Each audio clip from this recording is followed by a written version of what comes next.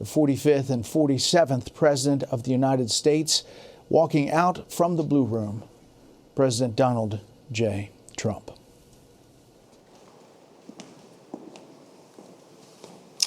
Thank you very much. My fellow Americans, good evening. Let me begin by congratulating the team at NASA and our brave astronauts on the successful launch of Artemis II. It was quite something. It will be traveling further than any manned rocket has ever flown and will very substantially pass the moon, go around it, and come back home from a distance that has never been done before. It's amazing. They are on the way, and God bless them. These are brave people. We want to God bless those 4 unbelievable astronauts. As we speak this evening, it's been just 1 month since the United States military began Operation Epic Fury, targeting the world's #1 state sponsor of terror, Iran. In these past 4 weeks, our armed forces have delivered swift, decisive, overwhelming victories on the battlefield, victories like few people have ever seen before. Tonight, Iran's Navy is gone. Their Air Force is in ruins.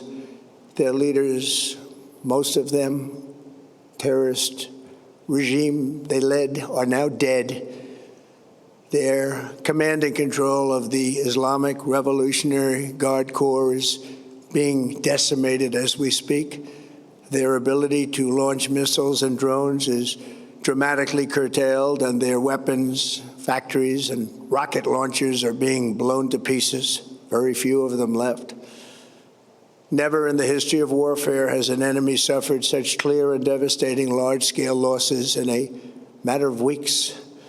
Our enemies are losing in America, as it has been for 5 years under my presidency, is winning, and now winning bigger than ever before.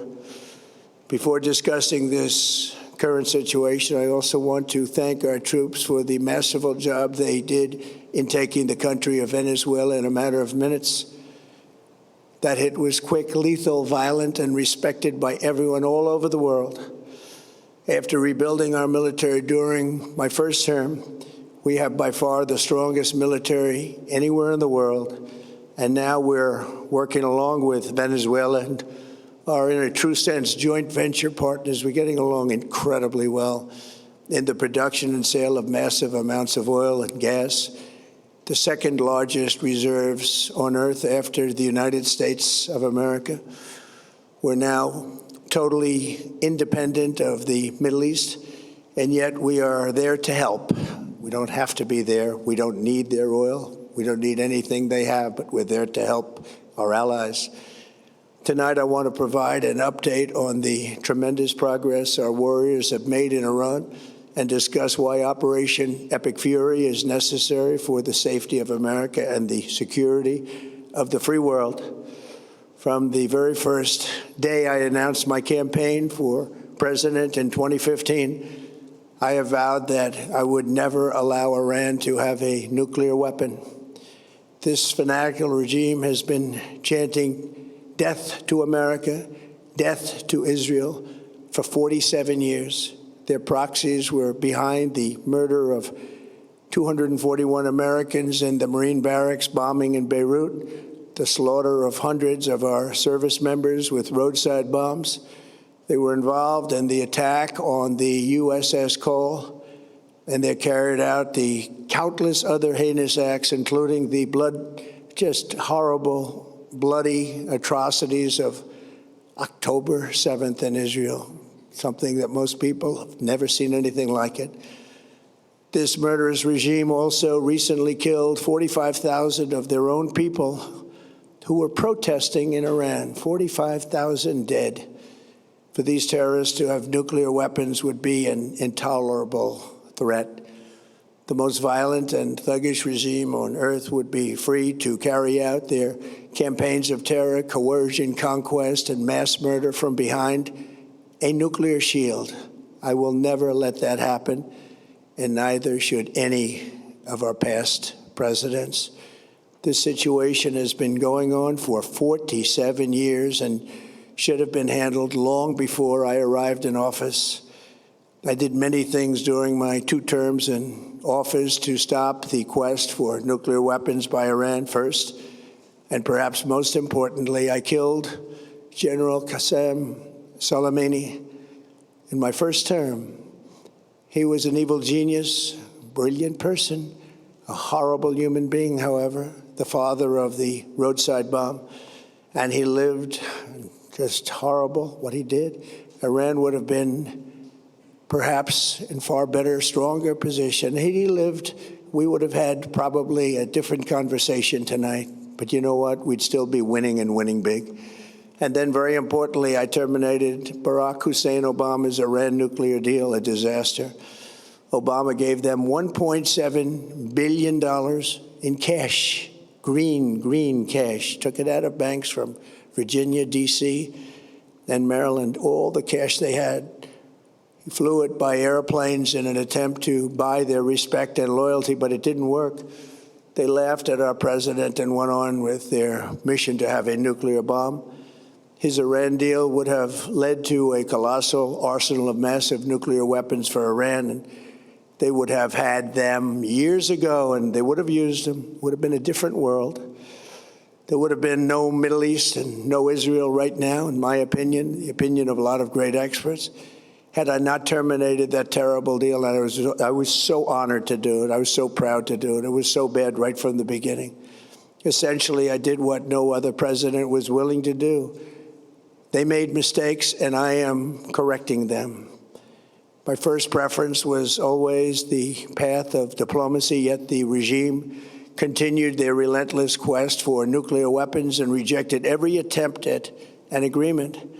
For this reason, in June, I ordered a strike on Iran's key nuclear facilities, an Operation Midnight Hammer. Nobody's ever seen anything like it. Those beautiful B-2 bombers performed magnificently.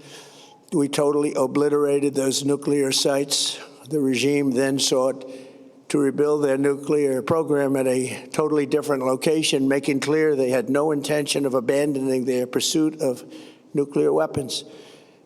They were also rapidly building a vast stockpile of conventional ballistic missiles and would soon have had missiles that could reach the American homeland, Europe, and virtually any other place on Earth. Iran's strategy was so obvious. They wanted to produce as many missiles as possible, and they did, with the longest range possible, and they had some weapons that nobody believed they had. We just learned that out. We took them out. We took them all out so that no one would really dare stop them. And their race for a nuclear bomb, a nuclear weapon like nobody's ever seen before. They were right at the doorstep. For years, everyone has said that Iran cannot have nuclear weapons, but in the end, those are just words if you're not willing to take action when the time comes. As I stated in my announcement of Operation Epic Fury, our objectives are very simple and clear. We are systematically dismantling the regime's ability to threaten America or project power outside of their borders. That means eliminating Iran's Navy, which is now absolutely destroyed, hurting their Air Force and their missile program at levels never seen before, and annihilating their defense industrial base. We've done all of it. Their Navy is gone. Their Air Force is gone. Their missiles are just about used up or beaten. Taken together, these actions will cripple Iran military, crush their ability to support terrorist proxies, and deny them the ability to build a nuclear bomb. Our armed forces have been extraordinary. There's never been anything like it militarily. Everyone is talking about it, and tonight I'm pleased to say that these core strategic objectives are nearing completion. As we celebrate this progress, we think especially of the 13 American warriors who have laid down their lives in this fight to prevent our children from ever having to face a nuclear Iran. Twice this past month, I have traveled to Dover Air Force Base, and it's been something. I wanted to be with those heroes as they return to American soil, and I was with them and their families, their parents, their wives, the husbands. We salute them, and now we must honor them by completing the mission for which they gave their lives. And every single one of the people, their loved ones said, please, sir, please finish the job, every one of them. And we are going to finish the job, and we're going to finish it very fast. We're getting very close. I want to thank our allies in the Middle East, Israel, Saudi Arabia, Qatar, the UAE, Kuwait, and Bahrain. They've been great, and we will not let them get hurt or fail in any way, shape, or form. Many Americans have been concerned to see the recent rise in gasoline prices here at home. The short-term increase has been entirely the result of the Iranian regime launching deranged terror attacks against commercial oil tankers in neighboring countries that have nothing to do with the conflict. This is yet more proof that Iran can never be trusted with nuclear weapons. They will use them, and they will use them quickly. It would lead to decades of extortion, economic pain, and instability worse than we can ever imagine. The United States has never been better prepared economically to confront this threat. You all know that. We built the strongest economy in history.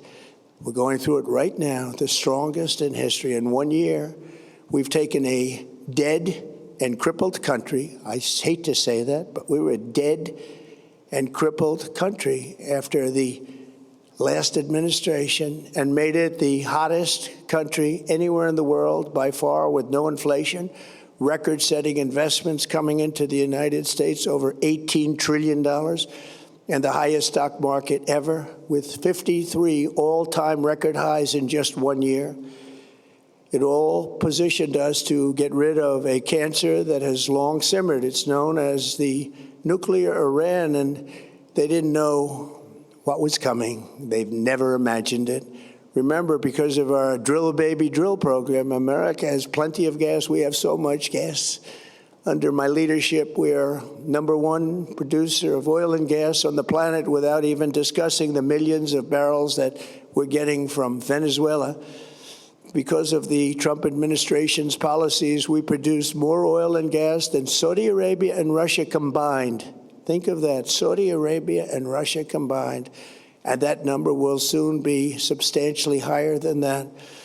There's no country like us anywhere in the world, and we're in great shape for the future. The United States imports almost no oil through the Hormuz Strait and won't be taking any in the future. We don't need it. We haven't needed it, and we don't need it. We've beaten and completely decimated Iran. They are decimated, both militarily and economically and in every other way. And the countries of the world that do receive oil through the Hormuz Strait must take care of that passage. They must cherish it. They must grab it and cherish it. They can do it easily. We will be helpful, but they should take the lead in protecting the oil that they so desperately depend on. So to those countries that can't get fuel, many of which refuse to get involved in the decapitation of Iran, we had to do it ourselves. I have a suggestion. #1, buy oil from the United States of America. We have plenty. We have so much. And #2, build up some delayed courage. Should have done it before. Should have done it with us, as we asked. Go to the Strait and just take it, protect it, use it for yourselves. Iran has been essentially decimated. The hard part is done, so it should be easy.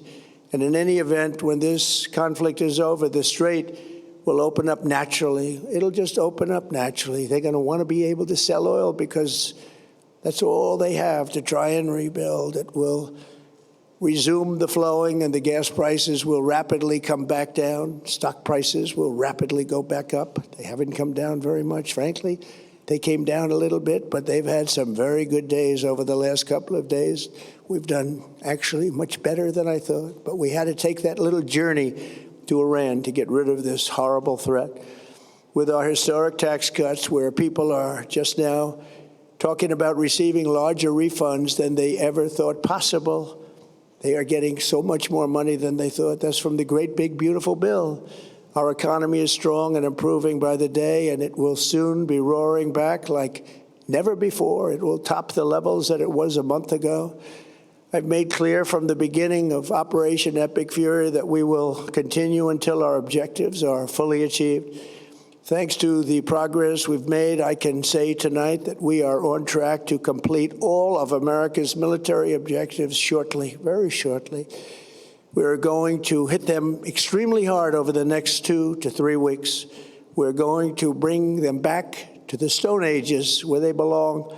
In the meantime, discussions are ongoing. Regime change was not our goal. We never said regime change, but regime change has occurred because of all of their original leaders' death.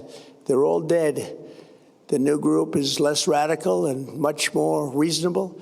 Yet if during this period of time no deal is made, we have our eyes on key targets. If there is no deal, we are going to hit each and every one of their electric generating plants very hard and probably simultaneously. We have not hit their oil, even though that's the easiest target of all, because it would not give them even a small chance of survival or rebuilding. But we could hit it, and it would be gone, and there's not a thing they could do about it. They have no anti-aircraft equipment. Their radar is 100% annihilated.